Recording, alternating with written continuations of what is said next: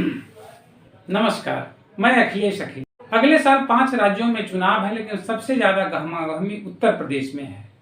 और उत्तर प्रदेश में भी पूर्वांचल का इलाका जो है इन दिनों चुनावी अखाड़ा बना हुआ है।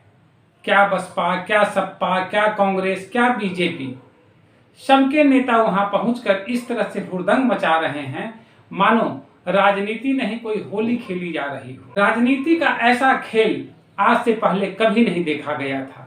धर्म की राजनीति, जाति की राजनीति, टोली की राजनीति, बिरादरी की राजनीति, समाज की राजनीति, जहां भी लाभ हो उसकी राजनीति, मानो एक तरह से वहां नर्तन चल रहा हो, राजनीति का नर्तन। देखिए, पूर्वांचल जो है उत्तर प्रदेश के चुनाव के लिए काफी महत्वपूर्ण इलाका है और इस इलाके से जो सीटें आती है किसी भी पार्टी के हार जीत के लिए निर्णायक साबित होते हैं। अब अभी जो है पूर्वांचल जो है बीजेपी के लिए भी काफी महत्वपूर्ण है, क्योंकि पिछले विधानसभा चुनाव में बीजेपी को यहाँ से काफी सीटें मिली थी और यहाँ से सीट मिलने के बाद ही उत्तर प्रदेश में समझिए कि बीजेपी की सरकार बनने में काफी सहयोग मिला था। तो कहानी ये बनती है कि पूर्वांचल फिर से राजनीतिक दलों का अखाड़ा बना हुआ है। भाजपा फिर से इस इलाके में बेहतर सीट लाने के लिए तमाम तरह की कोशिश कर रही है, तमाम जाति समीकरण को बिठा रही है, तमाम तरह के लोगों से बात कर रही है। उधर बसपा और कांग्रेस और समाजवादी पार्टी भी पूरी ताकत के साथ इस इलाके में लग गई है। कहानी अलग अलग कहानी के जरिए, अलग अलग समझिए कि नेताओं के जरिए समाजवादी पार्टी, कांग्रेस और बसपा अपने अपने उन इलाकों में, जिन इलाकों में इनकी पकड़ है, उन इलाकों में अपने अपने नेताओं को पहुंचाकर, जातीय नेताओं को उतारकर, तमाम तरह के कार्ड को खेलकर वहां के लोगों को अपने पाले में करने की जो कोशिश कर रही है, उससे पूर्वांचल में समझिए कि अलग माहौल खड़ा हो गया है। पूर्वांचल का दर्द एक अलग है, पूर्वांचल की परेशानी अलग है। उस दर्द और परेशानी से लोगों को, नेताओं को कोई मतलब नहीं। वहां के लोग, वहां की जनता आज भी कराह रही है भूख से, परेशानी से, पलायन से, बेरोजगारी से, लेकिन नेताओं को भला इनसे क्या लेना देना। तो कहानी सबसे बड़ी चीज है, पूर्वांचल फिर से किस पर मेहरबान होगा, ये एक बहुत बड़ा सवाल है। बीजेपी पर पूर्वांचल फिर मेहरबान होगा, जैसा कि पिछली बार पूर्वांचल जो है बीजेपी पर मेहरबानी दिखाई थी। क्या कांग्रेस के ऊपर पूर्वांचल मेहरबान होगा, या समाजवादी पार्टी के ऊपर मेहरबान होगा, या बसपा के ऊपर मेहरबान होगा, ये देखने की बात होगी। लेकिन पूर्वांचल आज भी अपनी बदहाली, गरीबी, पलायन, बेकारी पर आंसू ही बहा रहा है। कबीर, बुद्ध और गुरु गोरक्षा की यह भूमि दर्द परेशानी से कराह रहा है। बरसों से उपेक्षित यह इलाका लोकतांत्रिक देश के माथे पर किसी कलंक से कम नहीं। कहने को यह इलाका राजनीतिक रूप से काफी उर्वर है, लेकिन आर्थिक रूप से उतना ही पिछड़ा। ये इलाका जो है आज से नहीं, अंग्रेजों के टाइम से यह इलाका काफी पिछड़ा हुआ है, क्योंकि अंग्रेज इसलिए इस इलाके को ज्यादा दमित किए, ज्यादा उनका इस इलाके पर यहाँ के लोगों का शोषण किए, क्योंकि यहाँ के लोग काफी जो है आजादी की लड़ाई में हिस्सा लिए थे। और आजादी की लड़ाई में हिस्सा लेने के बाद स्वतंत्रता जो आंदोलन हुआ था स्वतंत्र देश कराने के लिए, देश को स्वतंत्र कराने के लिए, उसमें पूर्वांचल के लोगों की बहुत बड़ी भूमिका है। और यही वजह है कि अंग्रेजों के निशाने पर भी यह इलाका रहा। कई रिपोर्ट इस बात की तस्दीक करती है कि जैसे अंग्रेजों के काल से लेकर और आजादी मिलने के बाद जितने भी नेता, राजनीति और जितने भी सरकार बनी, इस इलाके की हमेशा उपेक्षा ही हुई। आजादी की लड़ाई में अगुआ यह प्रदेश आजादी के बाद भी बर्बादी के कगार पर ही जाता रहा। 1901 में अंग्रेजों ने इस इलाके को लेबर एरिया घोषित किया था और यहाँ के लोगों से एग्रीमेंट किया था। एग्रीमेंट करने के बाद यहाँ के लोगों को गिरमिटिया मजदूर के रूप में यहाँ से Fiji, Suriname, tobacco, Guana, Mauritius, Trinidad जैसे देशों में ले गए गन्ना की खेती करने के लिए। और जो लोग यहाँ से गए वहीं के होकर रह गए। बाद के दिनों में वहाँ के लोग, उनके वंशज जब इस देश में आते थे, अपने इलाके में अभी भी आते हैं, और जब जाते हैं तो पूर्वांचल की दशा और दुर्दशा को देखकर काफी दुखी होते हैं, काफ़ी परेशान होकर लौटते हैं। माने कुल मिलाकर ये है कि यहाँ से निकलने के बाद उन देशों में, त्रिनाद में, टोबैको में, मॉरिशस में, वहाँ पर उनके राजनीतिक रूप से काफ़ी वो सफल हैं, राजनीति करते दिखते हैं। लेकिन वहाँ से लौट के जब वहाँ के लोग आते हैं पूर्वांचल के इलाकों में, तो यहाँ से दुखी होकर जाते हैं। इसका एक सबसे बड़ा कारण क्या है कि पूर्वांचल जो है आज भी एक तरह से वहाँ के लोगों को मजदूरी करने के लिए पलायन होना पड़ता है। और पलायन के लिए समझिए कि उसका मूल कारण क्या है, वहाँ के जितने भी उद्योग धंधे थे, जितने भी कल कारखाने थे, वो सारे के सारे अंग्रेजों ने पहले बंद किया। उसके बाद क्या हुआ, आज़ादी के बाद धीरे धीरे यहाँ के सत्ताधीशों ने, यहाँ की राजनीति ने, यहाँ की सरकार ने उसको धीरे धीरे ख़त्म कर दिया। पूर्वांचल को मिला कुछ नहीं, पूर्वांचल से केवल वोट लेता है ये लोग, राजनीति लोग, और समझिए कि पूर्वांचल को देने के लिए कुछ नहीं है। तो ये जो है पूरी की पूरी कहानी जो है, पूरी कहानी पूर्वांचल को आज भी समझिए कि रुदाली से कम नहीं है। पूर्वांचल की कहानी केवल रुदाली ही रहकर रह गई है।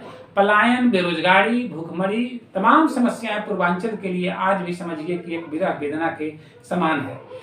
ऐसा नहीं है कि आज़ादी के बाद पूर्वांचल के विकास के लिए कुछ नहीं किया गया। पूर्वांचल के विकास के लिए तमाम तरह की नीतियां बनी, कई रपटें बनी, कई आयोग बनाए गए, लेकिन किसी भी रपट, किसी भी आयोग, किसी भी सरकार ने पूर्वांचल के विकास के लिए कुछ नहीं किया। ये साफ शब्दों में कहा जा सकता है कि पूर्वांचल जहाँ था पहले, वहाँ आज भी है। पूर्वांचल के विकास के लिए किसी भी सरकार ने कोई भी ऐसी चीज़ें नहीं की जिससे पूर्वांचल का दुख दर्द खत्म हो सके।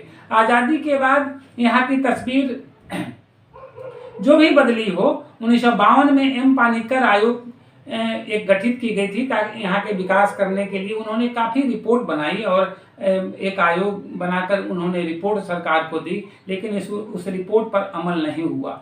गाजीपुर के सांसद हुआ करते थे विश्वनाथ गहमरी, उन्होंने संसद में, उस समय में संसद में इतनी दर्दनाक कहानी पूर्वांचल की बताई थी। वो काफ़ी लोगों से अपील की थी, सरकार से अपील की थी कि पूर्वांचल का विकास किया जाए, लेकिन गहमरी की आवाज़ जो है ना दबकर रह गई। उनकी आवाज़ का कोई मतलब नहीं निकला। पूर्वांचल राज्य का मुद्दा हमेशा गर्माता रहा, लेकिन पूर्वांचल राज्य नहीं बना। हर सरकार, जो भी सरकार आती है, पूर्वांचल राज्य बनाने का बात तो करती है। उस पूर्वांचल राज्य के नाम पर जो है समझिए लोगों से वोट ले लेती है, लेकिन पूर्वांचल राज्य आज तक नहीं बना। ऐसा भी नहीं कि इस इलाके से बड़े बड़े नेता पैदा हुए, बड़े बड़े नेता को लोगों ने जिताकर संसद तक भेजा। कल्पनाथ राय, रामधारी शास्त्री, सुरेश यादव, मधुकर दीघे, सत्यरुद्र प्रकाश और अंजना प्रकाश जैसे नेता इसी भूमि से निकले, संसद तक पहुंचे, संसद में अपनी तीखी आवाजें उठाई, लेकिन पूर्वांचल का विकास नहीं हो पाया।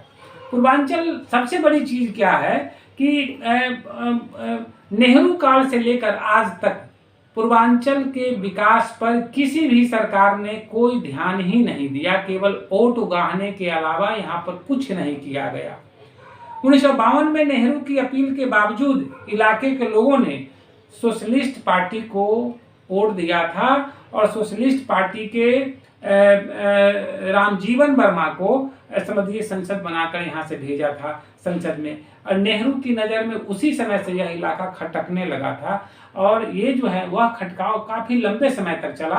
बाद में यह इलाका जो है समझिए अन्य पार्टी वालों ने वहाँ पहुंचकर अपने अपने खेमे में वोट लेने की कोशिश की। लोगों ने वोट दिया भी, लेकिन कांग्रेस जो है, कांग्रेस को हमेशा पूर्वांचल से समझिए कि काट कर ही रखा गया। काफ़ी लंबे समय से पूर्वांचल से कांग्रेस कटा हुआ है। यह हमेशा जो है ना, यह इलाका जो है हमेशा प्रतिपक्ष की आवाज़ रहा है। जो भी विरोधी पक्ष जो होता है उसकी आवाज़ में पूर्वांचल के लोग हमेशा खड़े रहते हैं और खड़े रहे। अभी तक तो यही देखा गया है। पूर्वांचल ने सबको माथे पर बिठाया, लेकिन पूर्वांचल को किसी ने माथे पर नहीं बिठाया। पूर्वांचल के विकास के लिए कोई भी सरकार, यहाँ तक कि समाजवादी सरकार थी या बसपा की सरकार थी या समझिए कि अभी मौजूदा दौर में जो योगी की सरकार है, उसने भी पूर्वांचल में कुछ नहीं किया है। ऐसा कुछ नहीं किया है जिससे पूर्वांचल के लोगों की बेरोजगारी खत्म हो, दुख दरिद्रता खत्म हो या पलायन का दर्द खत्म हो। तो ये जो मौजूदा स्थिति है वहाँ पर समझिए कि राजनेताओं का एक तरह से ये प्रयोगशाला है। यहाँ पर राजनीतिक रूप से चूंकि यह इलाका काफ़ी उर्वर है और यही वजह है, इस उर्वरता की वजह से जो है यहाँ पर राजनीतिक प्रयोग तो होते हैं, लेकिन राजनीतिक प्रयोग जहाँ पर होते हैं, जिन इलाकों में, देखिए पूर्वांचल और बिहार में सबसे ज़्यादा राजनीतिक प्रयोग होते हैं और यही वजह है कि देश का ये सबसे पिछड़ा इलाका है। चूँकि ये प्रयोगशाला बनकर ही रह गया है, इस इलाके में नेताओं की जमघट होती है, तमाम तरह की बातें होती हैं, नारे लगते हैं, स्लोगन लगते हैं, लेकिन इन इलाकों का विकास नहीं होता। एक नज़र और हम बताएंगे, देखिए कि मौजूदा दौर में जो है बीजेपी की स्थिति इस इलाके में काफ़ी मजबूत है और खासकर 2014 के बाद जो है 2014 के लोकसभा चुनाव के बाद पूर्वांचल में बीजेपी की पैठ काफ़ी गहरी हुई है। पूर्वांचल में 156 विधानसभा सीटें आती है, जो करीब 26 जिलों को मिलाकर है ये, और यूपी की सत्ता पर काबिज होने के लिए पूर्वांचल की सभी दलें जो है चाहती है कि पूर्वांचल से हमको अधिक से अधिक सीटें मिले और इस सीट जिसको यहाँ से पूर्वांचल से अधिक सीटें मिलती है उसकी सरकार बनती है। और अभी जो है पूर्वांचल में समझिए कि जो स्थिति है उसमें बीजेपी की स्थिति सबसे अच्छी मानी जाती है। पिछले 2017 के चुनाव में यहाँ के 26 जिलों की 156 सीटों में से बीजेपी को 106 सीटें मिली थी और सपा को 18 सीटें, बीएसपी को 12 सीटें, अपना दल को 8 सीटें, सुभाषपा को 4 और कांग्रेस को 4 और निषाद पार्टी को 1 सीटें मिली थी और जबकि 3 निर्दलीय उम्मीदवार भी यहाँ से जीते थे। तो ये जो है यहाँ के 26 जिलों में लोकसभा की 29 सीटें हैं और 29 सीटों में से 22 सीटें जो है अभी बीजेपी के पास है। अब आगामी चुनाव में जो अगले वर्ष जो विधानसभा के चुनाव होने हैं उस चुनाव में बीजेपी को कितनी सीटें मिलेगी, पूर्वांचल से क्या उसको लाभ होगा, ये कोई नहीं जानता, लेकिन बीजेपी की परेशानी बढ़ गई है। पूर्वांचल में जिस तरह से समाजवादी पार्टी, कांग्रेस और बसपा का दखल हुआ है, बीजेपी की परेशानी बढ़ गई है। बीजेपी अपने पुराने वोट बैंक को हासिल करने के लिए वहाँ पर हर तरह का नर्तन करती दिख रही है। वैसे नर्तन तो हर पार्टियां कर रही है, लेकिन बीजेपी की परेशानी कुछ ज़्यादा है। बीजेपी तमाम साम दाम दंड भेद की राजनीति वहाँ पर करती दिख रही है। तमाम जातीय गुनाभाग, धार्मिक गुनाभाग, अगड़े पिछड़ों का गुनाभाग मिलाकर जो है किसी भी सूरत में जो है कम से कम उतना सीट लाने को जरूर तैयारी कर रही है जितनी सीटें पिछले चुनाव में उसको मिली थी। तो ये जो है ना सीटें पाना, सरकार बनाना, इस सभी पार्टियों का एक सगल है, लेकिन सबसे बड़ी समस्या यही है कि पूर्वांचल आज भी वहीं खड़ा है जहां आज़ादी के बाद से उसकी शुरुआत हुई थी। अंग्रेजों की लड़ाई के दौरान उसकी शुरुआत हुई थी। आज भी पूर्वांचल में भूखमरी, पलायन, बेरोजगारी, ये जो दर्द है, ये पूर्वांचल का दर्द समझिए कि आज भी बरकरार है और इसी दर्द के बीच राजनीति नर्तन भी जारी है। इस राजनीति नर्तन के बीच पूर्वांचल क्या कुछ करेगा, अगले चुनाव में किसके माथे पर हाथ रखेगा, किसको गले लगाएगा, यह देखने की बात है। धन्यवाद।